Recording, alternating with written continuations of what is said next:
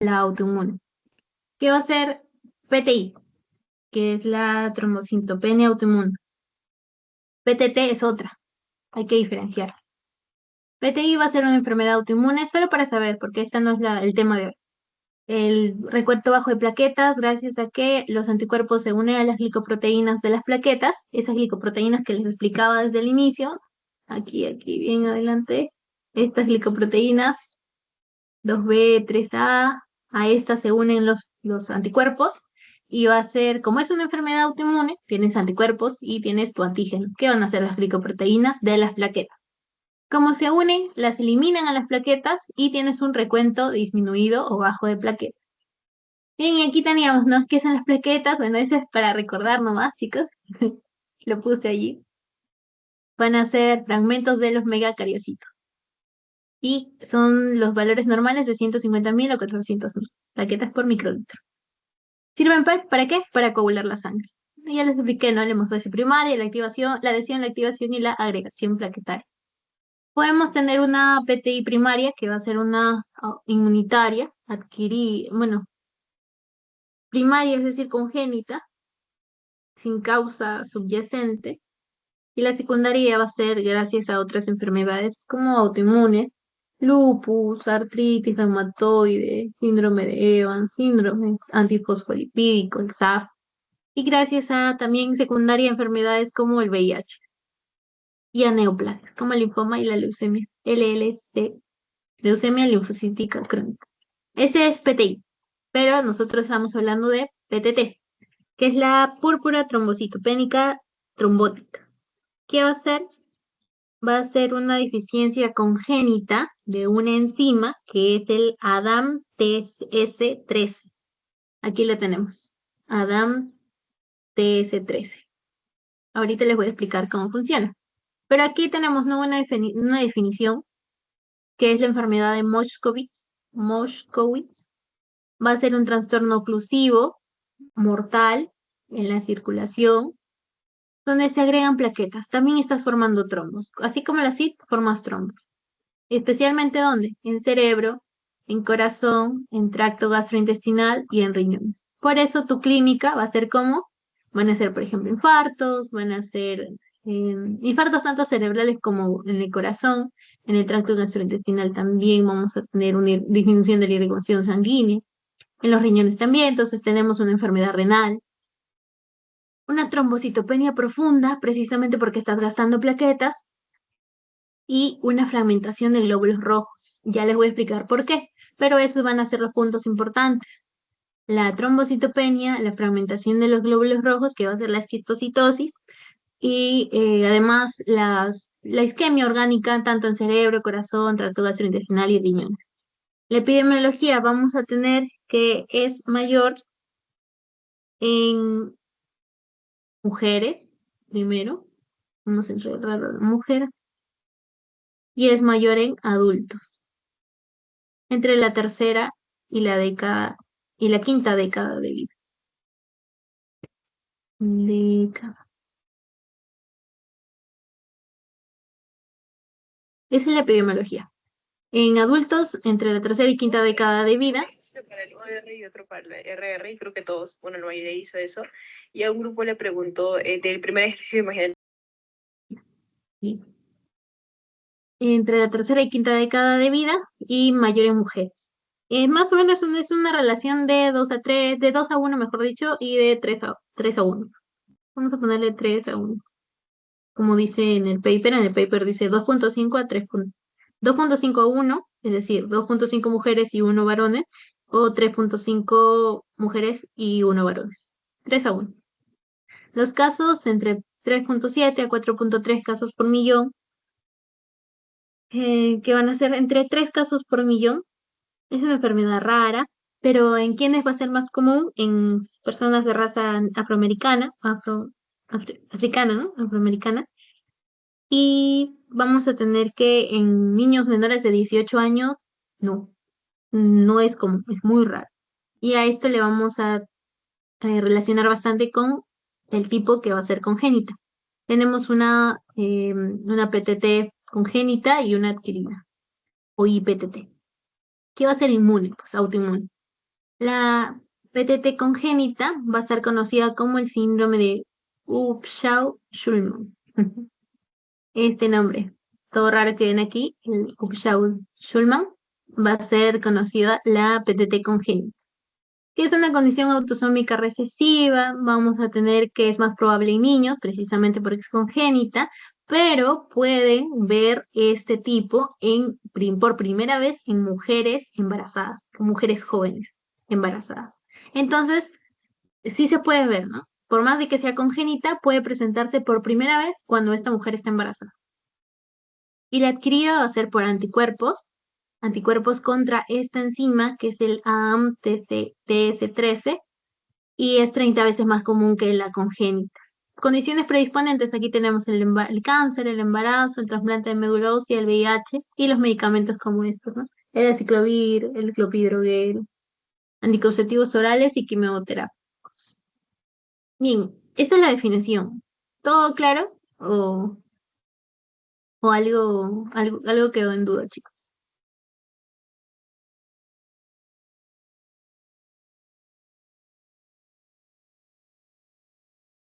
¿Sí? Yo creo que quedó en duda en qué función tiene esta enzima, ¿no? ADAMTS13. Así que la vamos a ver en la fisiopatología. ¿Qué hace esta enzima? Va a cortar, va a escindir los multímeros del factor de von Willebrand. ¿Qué hacía el factor de von Willebrand? ¿A qué se unía? Ya les expliqué eso. A ver, eso sí quiero que me respondan, por favor, chicos. ¿Qué hace el factor de von Willebrand?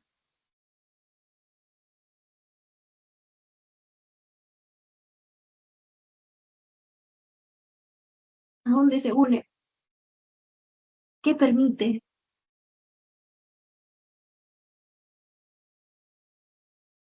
¿Qué pasa si no lo tienes? ¿Qué pasa si lo tienes?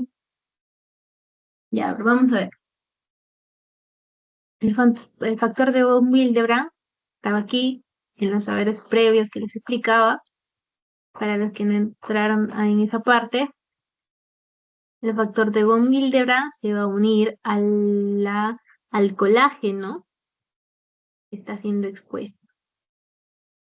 Aquí está. Se une al colágeno y este factor de von Willebrand se va a unir a la glicoproteína 1B de la plaqueta. Entonces es como un intercesor entre el colágeno y la plaqueta. ¿Para qué? Para que haya una agregación plaquetaria. Es el primer paso de la hemostasia primaria. Eso sí, deben de recordarlo al revés del derecho. Hemostasia primaria y secundaria. Adhesión, activación y agregación. Las tres A's. Esto va a permitir que ustedes entiendan TBP, que entiendan SID, que entiendan PTT, todas estas enfermedades de la coagulación. Vamos otra vez. Entonces, el factor de von Willebrand va a verse afectado aquí. ¿Por qué? Este Adam TS13 va a ser una proteína, una enzima, que aquí dice no dura de 2 a 3 días y circula entre el 3 y el 5% unido al factor de von Willebrand. ¿Qué hace esta proteína? Va a cortar los multímeros de factor de von Willebrand y los va a volver monómeros, ¿no? De factor de von Willebrand. ¿Para qué? Para degradarla. Entonces corta, corta, corta y degrada. Acá están los dominios que tiene, ¿no? Los dominios. Y acá está el factor de von Willebrand. Tiene el dominio de uno, de 2, de 3, de 4, y de prima, y tiene el dominio A1, A2, A3. Pero el dominio que importa aquí es el A2, y este dominio va a ser el que detecta el Adam TS13, está aquí y lo corta. Listo, volvió monómeros. Bueno, no monómeros, sino los disminuye. Ya no son multímeros, que son varios, ¿no? Factor de varios dominios, sino que ya los va achicando, en su dominio A2. Y aquí tenemos en donde la metionina y la tirosina. Eso no es muy importante, pero vamos a pensar como que el factor de von Willebrand, como la imagen anterior lo ponía, era como un conjuntito, ¿no? De varias cosas. Ujú. Entonces la tijera viene, que es la enzima que es el ADAM TSH, y corta. ¿Corta en dónde? En el A2. Eso es lo que debemos de recordar aquí. ¿Y quién produce el ADAM-TSH? El hígado, las células tubulares, el riñón, los podocitos también y las plaquetas. Las plaquetas también producen ADAM-TS13. ADAM-TS13. Creo que estoy diciendo ADAM-TSH, creo. Es ADAM-TS13. Es el enzima. Ya. Y el factor de von Willebrand va a estar almacenado, como les dije, en los gránulos alfa de las plaquetas, que gracias a que existe una activación se liberan y también se libera el factor de von Willebrand entre los gránulos alfa de las plaquetas. Y también se va a almacenar en los gránulos de almacenamiento que son el Weibel-Palade. Estos nombres son raros, ¿no? Pero vamos a recordarlos así, Weibel-Palade. Y que van a estar en células endoteliales. Entonces, se agregaron las plaquetas, se activan, se liberan factor de von Willebrand también, así como se libera fibrinógeno, como les decía en sí. Aquí también se libera factor de von Willebrand. Siempre, es de manera normal. Pero vamos a recordar, aquí, en esta enfermedad en PTT, al factor de von Willebrand. En SID vamos a recordar a la trombina. Y el fibrinógeno y todo esto, este proceso de coagulación. Bien, entonces el ADAM-TC13 hace esto de manera normal, corta al factor de von Willebrand, lo va disminuyendo, lo va degradando y este ya no cumple con su función. Es bueno, sí, porque hay momentos en el que ya no se quieren más coágulos, ya no se quiere formar más coágulos, entonces tú tienes que degradarlos. Así como la fibrinólisis era importante, el ADAM-TS13 también es importante para disminuir la cantidad de factor de von Willebrand. Pero ¿qué pasa en PTT? Existe una formación de anticuerpos, y aquí los tenemos, antibody, anticuerpos que se van a unir en el dominio S del ADAM-TS13 y van a inhibir la función de esta enzima. Entonces, como ya no va a poder cortar a esos multímeros de factor de von Willebrand, vas a tener grandes cantidades de factor de von Willebrand. ¿Y esto qué provoca? La activación de la agregación plaquetaria, porque eso hacía el factor de von Willebrand. Era una unión, un intercesor para adherirlas al endotelio. Entonces, como tienes más factor de von Willebrand,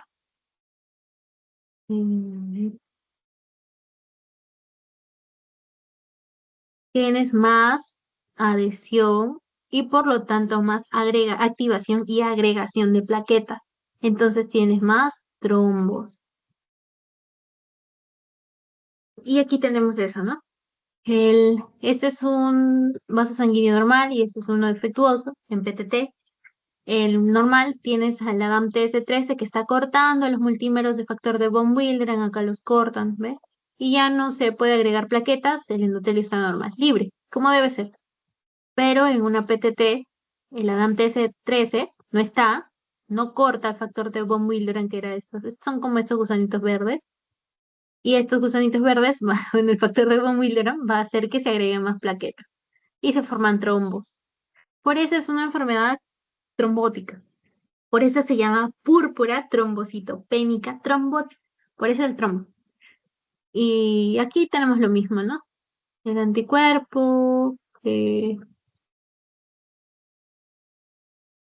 bueno, aquí tenemos lo mismo, normal.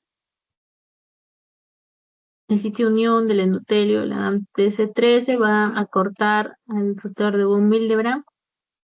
Y como este ADAM-TS13 está teniendo un anticuerpo, ya no corta. Y este factor de von Willebrand va a permitir que la plaqueta se una, se adhiera al endotelio, estimulando la agregación plaquetaria. Listo, chicos, esa es la fisiopatología. Es simple, es sencilla. ¿Alguna duda hasta allí? A ver, ¿alguien un mensaje? Sí, permite el anclaje. El factor de von Willebrand va a permitir el anclaje de la plaqueta al endotelio. Les voy a volver a mostrar la imagen. Sí, si quieren el libro, porque es un libro, creo que es el Rodac, se los paso, porque lo tengo, pero en inglés. Y aquí está. Este es el factor de von Willebrand. Se va a unir al su sitio unión, es el colágeno, que estamos aquí. y se va a unir a su vez a la glicoproteína 1B de la plaqueta. Y así la adhiere. Es un sitio de anclaje, como dijo Ángel.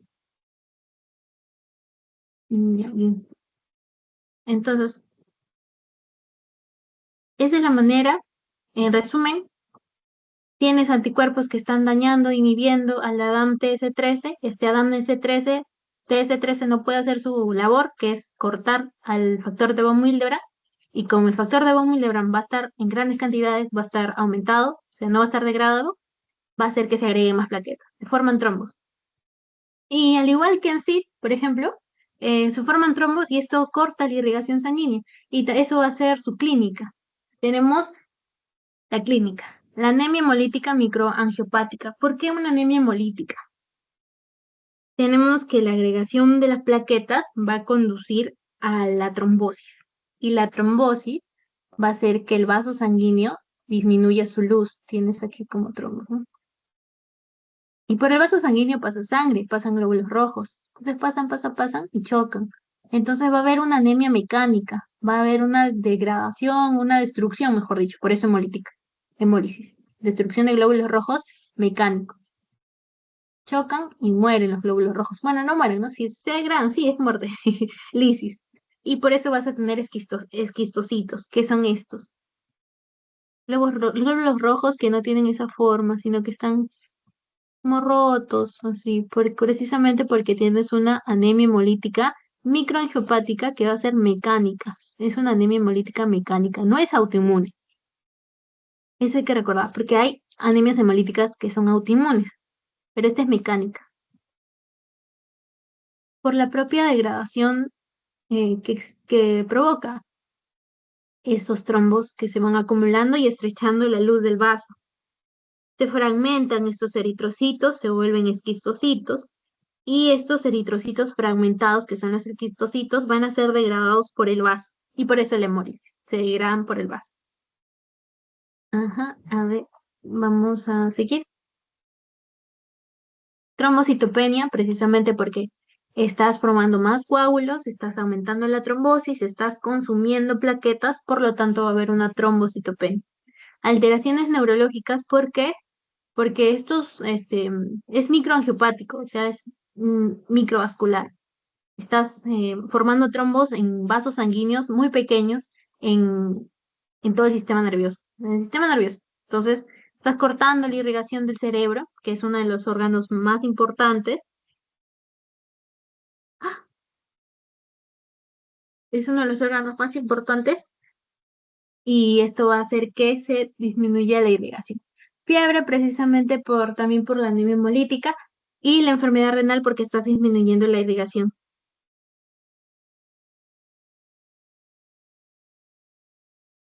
Ya. Y el diagnóstico vamos a tener que se resuelve de esta manera. Vamos a tener el recuento de plaquetas, el nivel de creatinina, porque tienes la enfermedad renal como base importante. Y bien, entonces tienes que ver, ¿no? Si es que hay una disminución de la cantidad de plaquetas y menor a 2,5 en la creatinina, vas a sospechar TPP, PTT mejor dicho. Y si tienes la actividad de esta enzima menor al 10%, vas a confirmarte el PTT. Y si no la tienes, bueno, va a estar negativo, ¿no? Considerar otras cosas, otras causas. Pero si las plaquetas están aumentadas, si la creatinina está mayor a 2,25, descartas esta enfermedad. Si analizas también el gen y si estuviera dañado, si existe una mutación en este gen, es una PTT congénita. Si no, inmunomediada.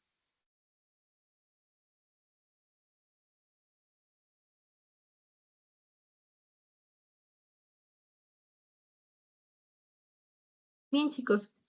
Entonces eso fue todo. ¿Alguna duda?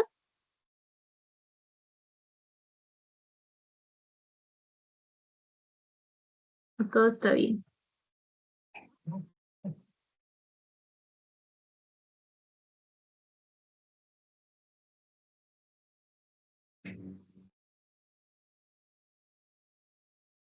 ¿Sí? Bien, entonces, si tienen alguna duda ya después, me escriben nomás. Eso fue todo, chicos. Muchas gracias.